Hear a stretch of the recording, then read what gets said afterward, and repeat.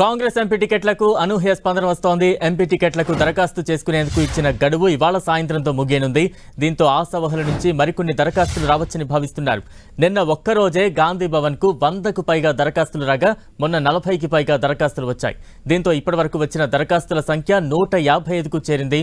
కాంగ్రెస్ టికెట్ల కోసం దరఖాస్తు చేసుకున్న వారిలో ప్రొఫెసర్లు, ప్రభుత్వ ఉన్నతాధికారులు, పెద్ద పోస్టుల్లో రిటైర్ అయిన వాళ్లు ఉన్నారు. మహబూబాబాద్, నాగర్ కర్నూల్, వరంగల్, పెద్దపల్లి పార్లమెంట్ నియోజకవర్గాలకు దరఖాస్తులు అధికంగా వచ్చాయి. గడువు ముగిసేలోగా 17 పార్లమెంట్ నియోజకవర్గాలకు 200కు పైగా దరఖాస్తులు వచ్చే ఛాన్స్ ఉంది.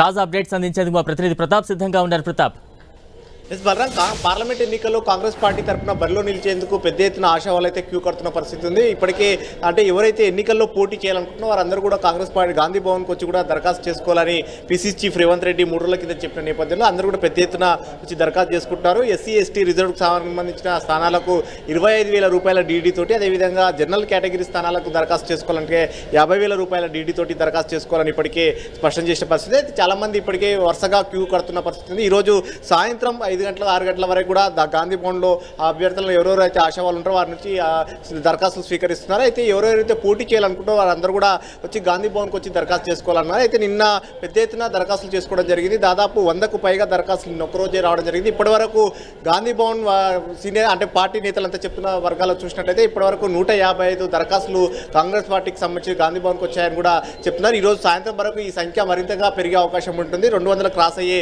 అవకాశం ఉన్నట్టు కూడా గాంధీ భవన్ వర్గాలు చెప్తున్నాయి. ఇప్పటివరకు అయితే మొత్తం 17 పార్లమెంటు స్థానాలకు సంబంధించి కాంగ్రెస్ పార్టీకి అంటే ఇప్పుడు రాష్ట్రంలో కాంగ్రెస్ పార్టీ అధికారంలో ఉంది కాబట్టి ఈసారి పార్లమెంట్ ఎన్నికల్లో కూడా ఎక్కువగా సీరియస్ స్థానాలు గెలిచే అవకాశం ఉంటుంది. అందులో భాగంగానే ఎక్కువగా కాంగ్రెస్ పార్టీ నుంచి పోటీ చేయడానికి ఇంట్రెస్ట్ చూసిన పరిస్థితి ఉంది. సో ఇప్పటివరకు కూడా కాంగ్రెస్ పార్టీకి సంబంధించి కూడా అంటే ఎంపీ పార్లమెంట్ సీట్లు చాలా కీలకం కాబట్టి దీనికి సంబంధించి కూడా ఎక్కువ సీట్లు గెలుపొందడం కోసము మంత్రులకు కూడా బాధ్యతలు అప్పగించిన పరిస్థితి ఉంది.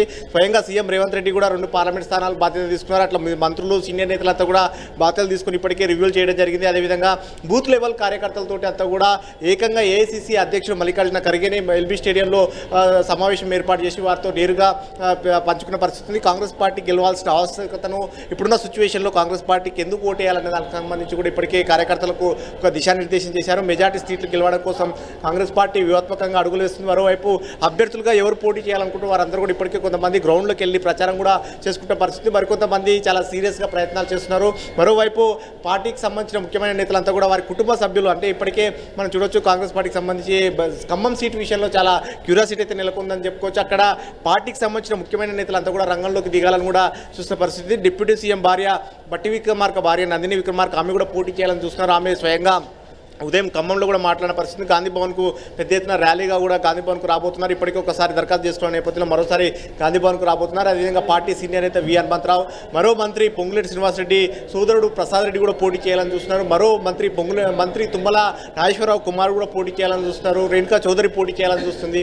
అట్లా ఖమ్మంకి సంబంధించిన ఆర్ట్ సీట్ అట్లా ఉండగా మరోవైపు రిజర్వ్ స్థానాలు ఏవైతే ఉన్నాయో రిజర్వ్ స్థానాలకు సంబంధించి కూడా కాంగ్రెస్ పార్టీ గెలుపొందాలని చెప్పేసి అంటే కాంగ్రెస్ పార్టీ నుంచి టికెట్ నుంచి పోటీ చేయాలని చాలామంది క్యూ కడుతున్న పరిస్థితి. రిజర్వ్ స్థానాలకే ఎక్కువగా పోటీ ఉన్నట్టుగా కూడా గాంధీ భవన్ వర్గాలు చెప్తున్నాయి. ఎందుకంటే మనం మొన్న చూడొచ్చు డీసీసీ ఆశావాళ్ళ జాబితాను రూపొందించినప్పుడు కూడా మొత్తం 187 దరఖాస్తులు వచ్చిన 187 మంది పేర్లను ప్రపోజల్ చేసినప్పుడు కూడా ఆ పేర్లలో కూడా ఎక్కువగా ఎస్సీ ఎస్టీ రిజర్వ్ నియోజకవర్గాలకు సంబంధించి ఎక్కువగా ఆశావాళ్ళ పేర్లు ప్రతిపాదన చేయడం జరిగింది. వరంగల్ కానీ, నాగర్ కర్నూలు, పెద్దపల్లి, మహబూబాబాద్, ఆదిలాబాద్ ఇట్లా రిజర్వ్ స్థానాలకు సంబంధించి పెద్ద ఎత్తున ఆశావాళ్ళు ఉన్నారు. కాబట్టి దీనికి సంబంధించి ఇప్పుడు కూడా దరఖాస్తులు కూడా ఎక్కువగా ఆ నియోజకవర్గాలకి వస్తున్న పరిస్థితి ఉంది. ఎక్కువగా దరఖాస్తులు ఇప్పటివరకు వచ్చిన వాటిని చూసినట్టయితే కనుక ఎక్కువగా రిటైర్డ్ అవుతున్న వారు అధికారులు కానీ అదేవిధంగా హయ్యర్ పొజిషన్స్ ఉన్న వారు మాత్రం ఎక్కువగా దరఖాస్తు చేసుకున్నారు. వారంతా కూడా ఫ్రెష్గా రాజకీయాల్లోకి రావాలని చూసిన పరిస్థితి ఉంది.